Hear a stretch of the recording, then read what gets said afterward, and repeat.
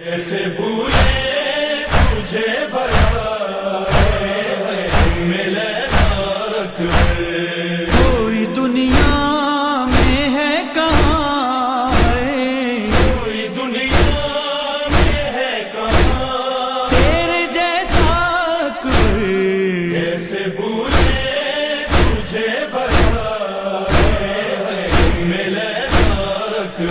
یہ تھی ام حبیبہ ایک بہن، دوسری بہن میمونہ، ان کی شادی بنو ثقیف جو 3-4 مشہور قبائل تھے عربوں کے اندر، اس کے اندر جہاں بنو ہاشم کا ایک مقام تھا، وہاں بنو ثقیف اپنے جرت اور اس کے ساتھ حسن و جمال، اس اعتبار سے یہ قبیلہ بڑا ممتاز قبیلہ تھا۔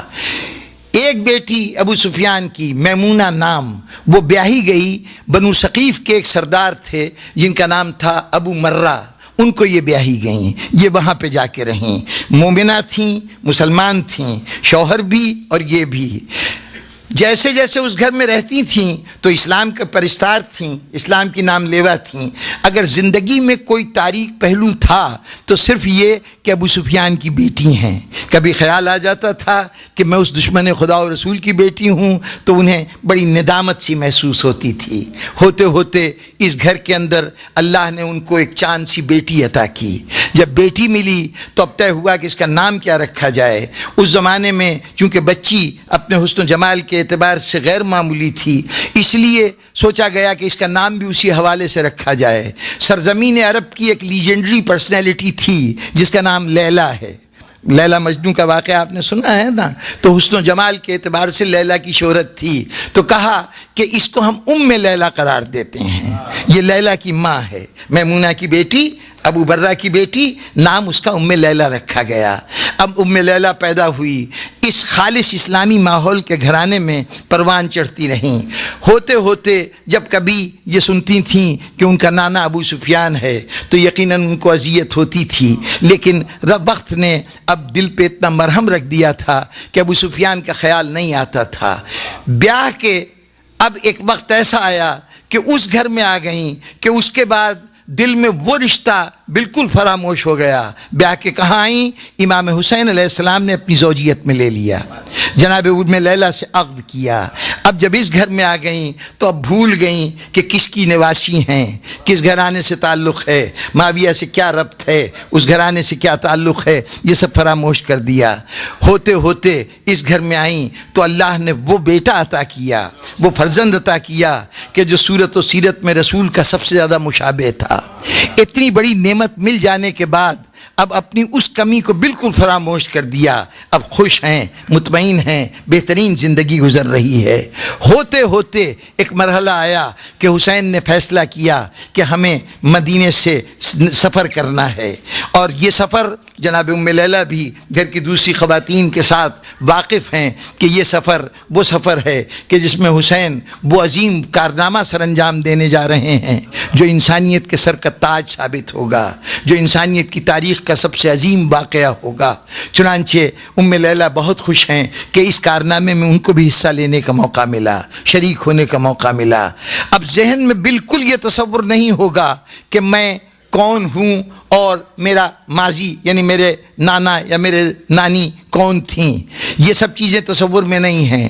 لیکن جب امام حسین علیہ السلام نے یہ فیصلہ کیا کہ ہمیں سفر درپیش ہے تو جناب ام لیلا کی جہاں ایک بیٹا تھا وہاں اللہ نے ایک بیٹی بھی عطا کی تھی، اس کا نام بھی فاطمہ حسین نے رکھا تھا۔ حسین کی ساری بیٹیوں کے نام فاطمہ ہیں، حسین کے سارے بیٹوں کا نام علی ہے، اس کا نام فاطمہ رکھا تھا۔ اچانک امام نے اعلان فرمایا رباب بھی جائے گی، رباب کے ساتھ اس کا ننھا بچہ علی اصغر بھی جائے گا، ان کی چھوٹی سی بچی سکینہ بھی ساتھ جائے گی، زینب بھی جائیں گی، ام کلثوم بھی جائیں گی، لیلا تم بھی جاؤ گی، اور ام لیلا جہاں تم جاؤ گی تمہارے ساتھ تمہارا بیٹا علی اکبر بھی جائے گا۔ اس مرحلے پر اچانک زبان امامت سے یہ لفظ نکلے کہ فاطمہ ساتھ نہیں جائے گی، فاطمہ ساتھ نہیں جائے گی۔ حسین نے یہ کہا، مزاج حسین کو سمجھنے والی ام لیلا فوراً سمجھ گئی کہ یہ مسئلہ کیا ہے، حسین نے فاطمہ صغریٰ کو کیوں روکا ہے۔ یہی خیال آیا ذہن میں، اس لیے روکا ہے کہ اگر فاطمہ صغریٰ ہمارے ساتھ چلی گئی، یہ فاطمہ صغریٰ کون ہے؟ ام لیلہ کی بیٹی. ام لیلہ کون ہے؟ میمونہ کی بیٹی. میمونہ کون ہے؟ ابو سفیان کی بیٹی. یعنی ام لیلہ معاویہ کی یوں سمجھیے کہ بھائی کا بیٹا یزید ہے اور بہن کی بیٹی ام لیلہ ہے. میمونہ کی بیٹی ام لیلہ ہے اور یزید معاویہ کا بیٹا ہے.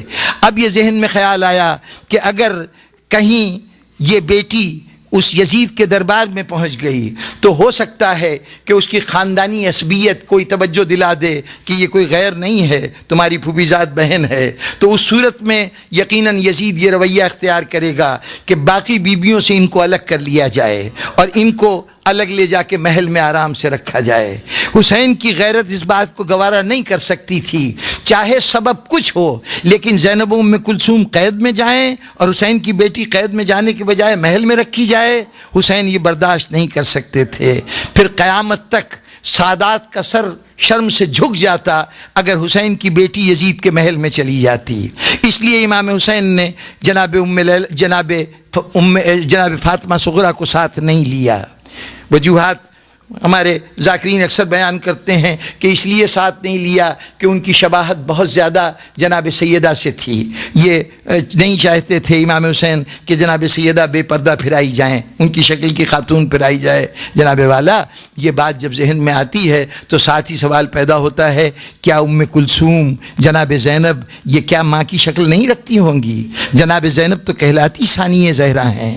تو اگر ثانی زہرا بے پردہ پھرائی جا سکتی ہے تو حسین کی بیٹی اگر بے پردہ پھرائی جاتی تو حسین کے لیے یہ بات کچھ زیادہ مختلف نہ ہوتی. تو اس لیے یہ سبب نہیں ہے، سبب صرف یہ ہے کہ یزید کی بھانجی لگتی ہے، یزید کی پھوپھی زاد بہن کی بیٹی لگتی ہیں. اگر یزید کوئی رشتے کا خیال آ گیا تو جناب ام لیلہ کی اس بیٹی کو وہ خصوصی طور پر کوئی بھی امتیازی سلوک کر سکتا ہے. حسین نہیں چاہتے کہ ان کی بیٹی کے ساتھ کوئی امتیازی سلوک رکھا جائے. جہاں یہ یاد آیا ہوگا جناب ام لیلہ کو کہ یہ آج جو حسین نے میری بیٹی کو روکا ہے تو اس لیے روکا ہے کہ ہماری رشتہ داری نکلتی ہے یزید کے ساتھ، وہیں یہ خیال آیا ہوگا کہ یہ رشتہ داری تو میری وجہ سے نکلتی ہے نا، سبب تو میں ہوں. اگر اس کو روک رہے ہیں تو مجھے کیوں لے جا رہے ہیں؟ فوراً معرفت حسین رکھنے والی ام لیلہ کو یہ احساس ہوا ہوگا کہ مجھے اس لیے لے جا رہے ہیں کہ میں یزید کے دربار تک نہیں جاؤں گی، مجھے قدرت وہ مرحلہ نہیں آئے گا کہ میں یزید تک کے دربار تک جاؤں. اور یہی ہوا. تاریخ میں جناب ام لیلہ کربلا تک موجود ہیں، ان کا ذکر ملتا ہے. یزید کے دربار میں ام لیلہ موجود نہیں ہیں. کیا ہوا تھا؟ کتابوں میں یہ واقعہ درج ہے کہ جب یہ قافلہ لٹا ہوا قافلہ حلب کے مقام پہ پہنچا ہے، شام کی سرحدوں کے پاس پہنچا ہے، تو اس وقت ام لیلہ کی کیفیت یہ تھی کہ جیسے جیسے شام قریب آ رہا تھا، دمشق قریب آ رہا تھا، روز یہ دعا کرتی تھی، پروردگارا کیا میں یزید کے دربار میں جاؤں گی؟ جس لیے میری بیٹی کو نہیں آنے دیا گیا، کہیں میں یزید کے سامنے پیش ہو گئی تو وہ رویہ میرے ساتھ ہو گیا تو میں زینب و ام کلثوم کو کیا شکل دکھاؤں گی؟ قیامت کے دن جناب فاطمہ زہرا کو کیا جواب دوں گی؟ دعا مانگ رہی تھیں. ایک مرتبہ حلب کے مقام پر پہنچ کر جناب ام لیلہ نے خواب دیکھا کہ خواب میں امام حسین آئے ہیں. فوراً بارگاہ حسینی میں ہاتھ جوڑ کے کھڑی ہو گئیں، میرے آقا کیا مجھے یہ شرمندگی برداشت کرنی پڑے گی؟ کیا مجھے یزید کے پاس جانا پڑے گا؟ تو امام نے کہا تھا گھبراؤ نہیں، ہم تمہیں لینے آئے ہیں. بس وہیں سے بیدار ہوئی تھیں اور بے ساختہ سید سجاد سے کہا تھا بیٹا سید سجاد خدا حافظ، میرا وقت آخر آ گیا. سامعین گرامی ابھی مجھے بڑی طویل منزل طے کرنا ہے، لیکن یہاں پر ایک جملہ کہنے کو دل چاہ رہا ہے. عالم غربت میں کسی قیدی کے ساتھ اس کا کوئی ساتھی دنیا سے بچھڑ جائے، ظالموں کے قبضے میں ہو، ذرا سوچئے سید سجاد کے لیے کتنا مشکل کام ہوگا. حلب میں سیدہ کی جناب ام لیلہ کی قبر بنائی، ان کو دفن کیا. عجیب قسمت ہے سید سجاد کی، زندگی میں ایک نہیں 3 لاشیں سید سجاد کو تنہا دفن کرنے پڑے ہیں. 3 لاشوں کی تدفین تنہا کی ہے. اس میں سے ایک لاش ماں کی تھی جناب ام لیلہ کی جن کو حلب میں دفن کیا، ایک لاش پھوپھی کی تھی جن کو دمشق میں دفن کیا، اور ایک بہن کی لاش تھی جسے قید خانے میں دفن کیا. یہ 3 لاشیں دل چاہتا ہے کہ پوچھوں مولا آپ نے یہ تینوں لاشیں اٹھائیں، اس میں سب سے مشکل منزل کون تھی؟ حسین کہیں گے عالم غربت میں ماں کو دفن کرنا بھی بڑا مشکل تھا، عالم تنہائی میں پھوپھی کو دفن کرنا بھی بڑا مشکل تھا، لیکن کاش تم دیکھتے کہ میں نے بہن کو کیسے دفن کیا۔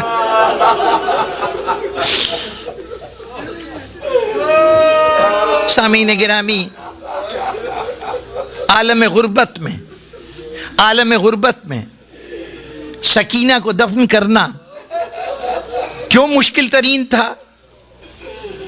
قید کی حالت میں نہ سکینہ کو کفن ملا، نہ غسل کے لیے پانی ملا، جہاں یزید کی طرف سے 3 دن میں 1 مرتبہ پانی آتا تھا، اور وہ بھی مقدار اتنی کم ہوتی تھی کہ زینب اپنے حصے کا پانی بچوں کو پلا دیا کرتی تھی۔ وہ روایت سنی ہے نا آپ نے کہ زینب بیٹھ کر نماز پڑھنے لگی تھی قید خانے میں، تو سید سجاد نے وجہ پوچھی تھی، بتایا تھا بیٹا پانی اتنا کم آتا ہے کہ یہ بچے پیاسے رہ جاتے ہیں، لگاتار پیاسے رہ کر میرے جسم کی طاقت ختم ہو گئی ہے۔ جس جگہ پانی اتنا کم مقدار میں ملتا ہو وہاں یہ کیسے ممکن تھا کہ یزید اتنا پانی بھیجتا کہ بچی کو غسل دیا جا سکے؟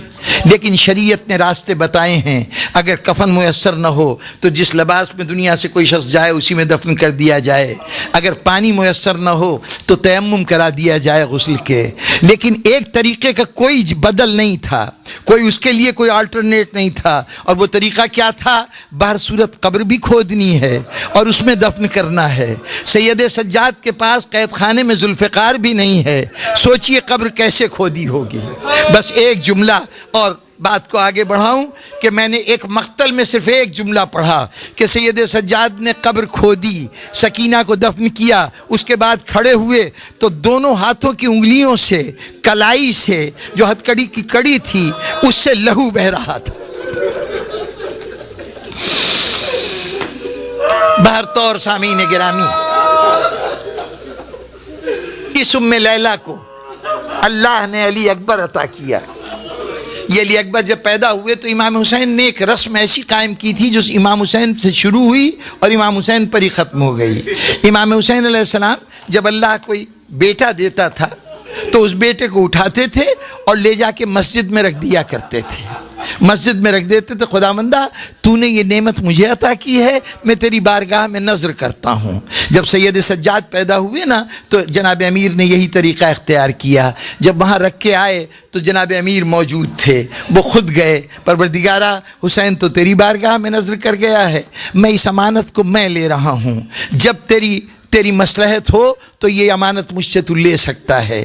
یہ کہہ کے سید سجاد کو لے آئے تھے، لا کے گھر میں خواتین کے حوالے کیا تھا اور کہا تھا اس بچے کا بہت خیال رکھنا، اس کی رگوں میں ہاشمی غیرت کا لہو بھی دوڑ رہا ہے، شاہی آرام کا لہو بھی دوڑ رہا ہے، ایران کی شہزادی کے بیٹے تھے، کہا وہ بھی لہو دوڑ رہا ہے، دیکھو اس کو نرم گدے پہ سلانا، اس کو بے آرام نہ کرنا، اور دیکھو کوئی کنیز اس کے سامنے سر برہنہ نہ جانے پائے۔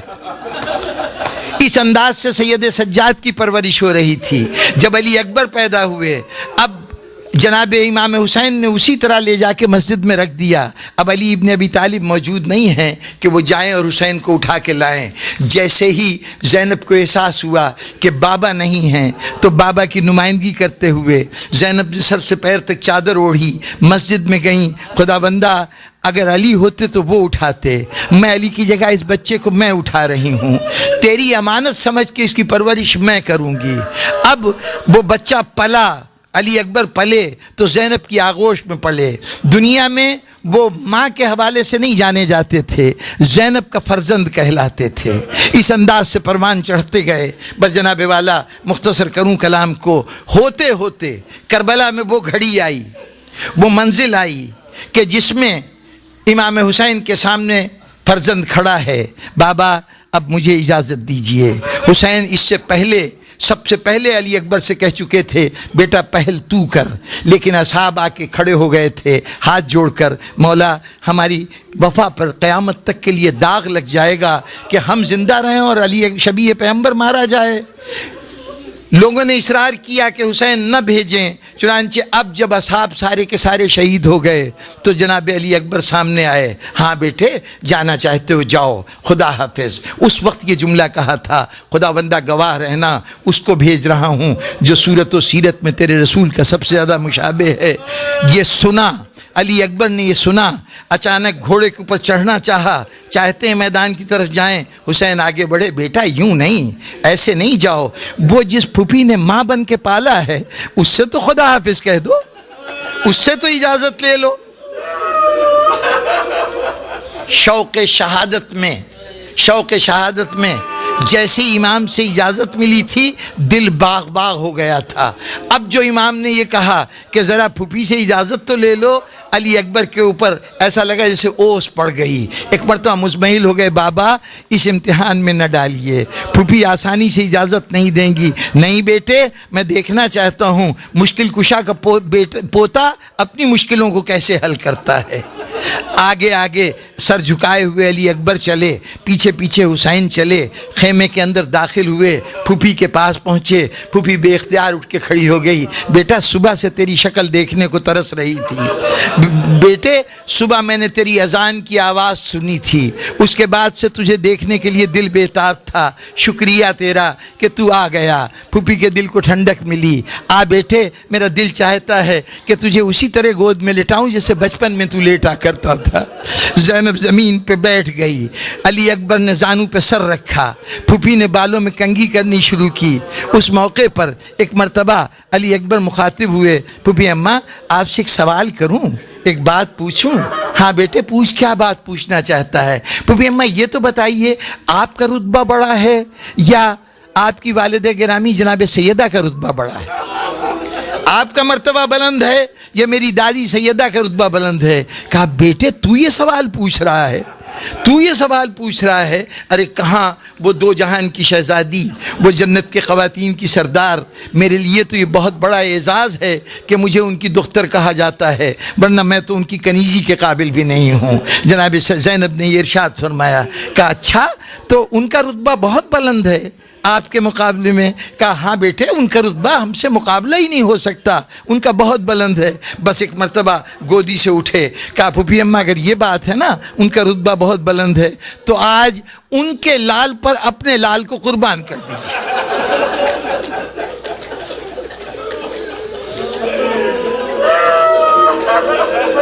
ایک مرتبہ یہ جملہ سنا، زینب خاموش ہو گئی، بے بس ہو گئی، اور اگر حسین مخاطب ہوئے، ہاں میں اسی وقت کا انتظار کر رہا تھا، میں دیکھنا چاہتا تھا میرا بیٹا اپنا مسئلہ کیسے حل کرتا ہے۔ ہاں بیٹے اب پھوپھی کیا کرے، جا بیٹا علی اکبر تجھے اللہ کو سونپا۔ علی اکبر اٹھے، نکلنا چاہتے تھے کہ ایک مرتبہ بہنیں آ کے لپٹ گئیں، پھر اجازت ملی، پھر چلنا چاہتے تھے، ماں سامنے آ گئی، ماں سے رخصت ہوئے، پھر آگے چلے، پھوپھیاں آ کے لپٹ گئیں۔ کہا یہ یزید کی فوج کے راوی نے کہا کہ جب علی اکبر رخصت ہو رہے تھے نا تو حسین کے خیمے کا پردہ بار بار اٹھتا تھا، بار بار گرتا تھا۔ آخر حسین مخاطب ہوئے، مسافر کا راستہ نہ روکو۔ بھائیو چند جملوں کی زحمت ہے، مسافر کا راستہ نہ روکو، اس کی منزل بہت طویل ہے، اس کو جانے دو۔ حکم امام ہوا، بیبیاں الگ ہو کے کھڑی ہو گئیں، بچیاں الگ کھڑی ہو گئیں، علی اکبر روانہ ہوئے۔ اب خیمے کا پردہ اٹھایا، چاہتے کہ باہر قدم رکھے، ایک آواز ایسی کانوں میں آئی کہ حسین جیسے صابر کی آنکھوں میں آنسو آ گئے۔ یہ آواز کون سی تھی؟ خیمے کے پیچھے سے آواز آئی، علی اکبر بھائی سے ملے بغیر چلے جاؤ گے؟ دیکھا سید سجاد خیمے کی لکڑی پکڑے ہوئے بڑی مشکل سے کھڑے ہو رہے ہیں، بھیا سید علی اکبر بھائی کو تو خدا حافظ کر دو۔ بس سامعین گرامی دونوں بھائی گلے ملے، بابا کی بے بسی پہ دونوں نے آنسوؤں کے نذرانے پیش کیے۔ اس کے بعد ایک مرتبہ رخصت ہوئے، علی اکبر رخصت ہوئے، سید سجاد نے کہا پردہ اٹھا دو، پردہ اٹھا دو، میں اپنے بھائی کی جنگ دیکھنا چاہتا ہوں۔ ادھر علی اکبر گھوڑے سے گرے، ادھر سید سجاد پھر غشی میں گرے۔ سامعین گرامی مختصر کروں کلام کو، علی اکبر گئے میدان میں، جہاد کیا، جہاد کیا، وہ جہاد کہ لوگوں کو یہ احساس ہو گیا علی کا پوتا ایسے لڑتا ہے، علی کا خون اس طرح سے جنگ کرتا ہے۔ خیبر کے علی کی یاد تازہ کر دی، بدر و احد کے علی کی یاد لوگوں کے ذہنوں میں دوبارہ بیدار ہو گئی۔ علی اکبر جہاد کر رہے تھے، باپ تعریف کر رہا تھا، کیا کہنے بیٹے، آج باپ اپنے دادا کا نام روشن کر رہا ہے۔ کربلا میں 2 جنگوں کا خاص طور پر مورخ نے تذکرہ کیا ہے، تاریخ کی کتابوں میں 2 جنگوں کا خاص طور پہ ذکر ہے، ایک علی اکبر کا جہاد اور ایک حسین کا جہاد۔ یہ 2 جہادوں کا خصوصی تذکرہ ہے۔ علی اکبر جوہر دکھا رہے تھے، ایک مرتبہ تلوار چلاتے چلاتے مجمع کو پیچھے دھکیل دیا، فوج کو میدان سے دور کر دیا، پلٹے باپ کے پاس آئے۔ اب باپ نے دیکھا بچہ کامیاب و کامران آیا ہے، باپ کے چہرے پر بھی احساس فخر بھی تھا، تعریف بھی کرنا چاہتے تھے، واہ بیٹے علی اکبر خوب جہاد کیا۔ دنیا کہتی ہے علی اکبر نے پانی مانگا، یہ ممکن ہی نہیں ہے کہ علی اکبر پانی کا سوال کریں۔ علی اکبر نے صرف اتنا کہا تھا، بابا ابھی کیا ہے، یہ جنگ کیا چیز ہے، اگر کہیں پانی کا ایک قطرہ مجھے مل جاتا نا، ایک گھونٹ پانی مل جاتا، تب میں بتاتا کہ کیسی جنگ ہوتی۔ صرف اس بات کا اظہار کیا تھا کہ پیاس کے عالم میں یہ جنگ ہے، اگر میرے پاس یہ پیاس نہ ہوتی تو پھر علی اکبر کی جہاد دیکھتے۔ حسین نے کہا بیٹے قریب آؤ، قریب آؤ، ذرا تمہارے دل کی ڈھارس ہو جائے۔ ایک مرتبہ کہا ذرا منہ تو کھولو، اپنی زبان کو حسین کے منہ میں دیا، زبان پہ کانٹے پڑے ہوئے تھے۔ علی اکبر چیخ کے پیچھے ہٹ گئے، بابا آپ تو مجھ سے کہیں زیادہ پیاسے۔ بس سامعین گرامی، علی اکبر گئے میدان میں، بس 2-4 جملوں کی زحمت، جہاد کیا، ہوتے ہوتے لڑتے لڑتے علی اکبر گھوڑے سے گرے۔ حسین ایک ٹیلے پہ کھڑے دیکھ رہے تھے، ادھر علی اکبر گرے، ادھر حسین گرے، ادھر در خیمہ پہ زینب کھڑی حسین کو دیکھ رہی تھی، ایک بے ساختہ وہ گر پڑی، اور ایک خیمے میں پیچھے ام لیلہ مصلے پہ بیٹھی تھی، وہ بے ساختہ اس نے سر سجدے میں رکھ دیا۔ خداوندہ میرے علی اکبر کی قربانی قبول ہو گئی۔ حسین چلے۔ بزرگان گرامی، یہاں پر روایت میں ہمیں یہ نہیں ملتا کہ حسین کیسے گئے، اس سے پہلے جاتے تھے نا تو سواری پہ سوار ہو کے گھوڑے کو بڑھاتے ہوئے جاتے تھے۔ حضرت قاسم کی لاش پہ پہنچے ہیں تو اس وقت مورخین نے لکھا کہ حسین یوں گئے ہیں جیسے شیر شکار پہ جاتا ہے، جیسے کمان سے تیر نکلتا ہے۔ حسین بڑھتے تھے اور گھوڑے کو تیز دوڑاتے ہوئے جو بھی شہید گرتا تھا اس کی آواز پہ وہاں پہنچتے تھے۔ لیکن علی اکبر جی نے جب آواز دی ہے تو حسین کیسے گئے ہیں؟ تاریخ نے جملہ لکھا، حسین یوں گئے جیسے کوئی اندھا راستہ تلاش کرتا ہے، کبھی دائیں طرف کبھی بائیں طرف گرتے جاتے تھے۔ اس کا مطلب ہے حسین سواری پر نہیں بیٹھے، سواری پہ نہیں بیٹھے، پیدل روانہ ہوئے، کچھ دور تک گئے۔ علی اکبر نظر نہیں آتا تو آخر آواز دی، بیٹا بابا کی آنکھوں میں تو اب نور نہیں رہا، بیٹا مجھے آواز دو۔ حسین علی اکبر نے جب یہ دیکھا کہ بابا مجھے تلاش کر رہے ہیں تو گھوڑا، علی اکبر کا گھوڑا عقاب اس کا نام تھا، وہ علی اکبر کے گرد چکر کاٹ رہا تھا، بہت کوشش کر رہا تھا کہ کوئی دشمن علی اکبر کے پاس نہ آنے پائے۔ جب علی اکبر نے دیکھا کہ بابا آواز دے رہے ہیں تو مخاطب ہوئے گھوڑے سے، اگر وفادار ہے نا تو اب میری حفاظت کو چھوڑ، جا میرے بابا کو ساتھ لے کے آ، بابا کو ساتھ لے کے آ۔ گھوڑا اشارہ سمجھ گیا۔ اب ذرا جو دل والے ہیں اس تصور کو دیکھیں، اسی گھوڑے پر ابھی بیٹے کو، جوان بیٹے کو سوار کر کے بھیجا ہے، جب خالی زین دیکھی ہوگی تو حسین کا کیا حال ہوا ہوگا۔ ایک مرتبہ حسین نے گھوڑے کی گردن میں باہیں ڈال دی، عقاب تیرا سوار کہاں ہے؟ اس گھوڑے کے سہارے چلتے ہوئے حسین علی اکبر کی لاش کے پاس پہنچے۔ سامعین محترم، میں نے سب کچھ چھوڑ دیا، بس ایک منظر دکھانا ہے۔ حسین پہنچے لاش کے پاس۔ اب ایک بڑی مشکل منظر ہے، چاہتے ہیں کہ علی اکبر کی لاش اٹھائیں، جوان بیٹے کی لاش ہے، بوڑھا باپ ہے، چاہا کہ اٹھائیں، کچھ بلند کیا، لاش نہیں اٹھی، رکھ دی زمین پہ، رکھ دی، پھر دوبارہ کوشش کی، پھر رکھ دی۔ کہا بیٹا علی اکبر یوں تیری لاش نہیں اٹھے گی، تو یوں کرنا کہ اپنی دونوں باہیں میری گردن میں ڈال دے، میری گردن میں ڈال دے، حسین کو ذرا سے سہارا دے دے۔ علی اکبر نے ایک بازو سینے پہ رکھا، ایک بازو حسین کی گردن میں ڈالا۔ حسین نے کہا بیٹا دونوں ہاتھ ڈال دے۔ اب علی اکبر سینے سے ہاتھ نہیں اٹھاتے۔ ایک مرتبہ حسین نے کہا بیٹے کیا بات ہے، کیا سینے میں کوئی زخم ہے؟ ایک مرتبہ ہاتھ اٹھایا، ایک برچھی کا ٹکڑا سینے کے اندر پیوست تھا۔ اچھا بیٹے میں سمجھ گیا، پہلے تیری برچھی کو جدا کر دوں، اس نیزے کے ٹکڑے کو جدا کر دوں۔ ایک مرتبہ زمین پہ بیٹھے، علی اکبر کو لٹایا، اس برچھی کے ٹکڑے کے اوپر ہاتھ ڈالا۔ اب میرا تصور کہتا ہے کہ اس وقت ساری جنت سمٹ کے کربلا میں آ گئی تھی، آسمان کے فرشتے آ گئے تھے، جنات پہنچ گئے تھے، انبیاء کی ارواح آ گئی تھیں۔ جبرائیل نے آ کے کہا ہوگا حسین بڑی مشکل منزل ہے، میں بچپن میں جھولا جھلاتا رہا ہوں، مجھے موقع دے، میں اس برچھی کو نکالنے میں تیری مدد کر دوں۔ حضرت ابراہیم آگے بڑھے ہوں گے، کہا ہوگا حسین تیری آنکھوں پہ پٹی نہیں بندھی ہوئی، تیرے قاسم تیرے اسماعیل کے ہاتھ پیر نہیں بندھے ہوئے، یہ کیا کر رہا ہے؟ اس وقت رسول بڑے ہوں گے، بیٹے میں تیری مدد کرتا ہوں۔ علی نے کہا ہوگا زمانے کا مشکل کشا ہوں، حسین اس وقت میں مدد کر دیتا ہوں۔ اس مرحلے پر ایک مرتبہ سیدہ آگے بڑھی ہوگی، بابا ہٹ جائیے، مولا علی آپ ہٹ جائیے، میں دیکھنا چاہتی ہوں میرے دودھ کی تاثیر کیا ہے، میں دیکھنا چاہتی ہوں کہ حسین پہ میری تربیت کا اثر کیا ہے۔ بس حسین نے ایک مرتبہ برچھی پہ ہاتھ رکھا، ایک مرتبہ آسمان کی طرف سر اٹھایا، دادا ابراہیم دیکھ لو میری آنکھوں پہ پٹی نہیں ہے، دادا اسماعیل دیکھ لو میرے اسماعیل کے ہاتھ پیر نہیں بندھے۔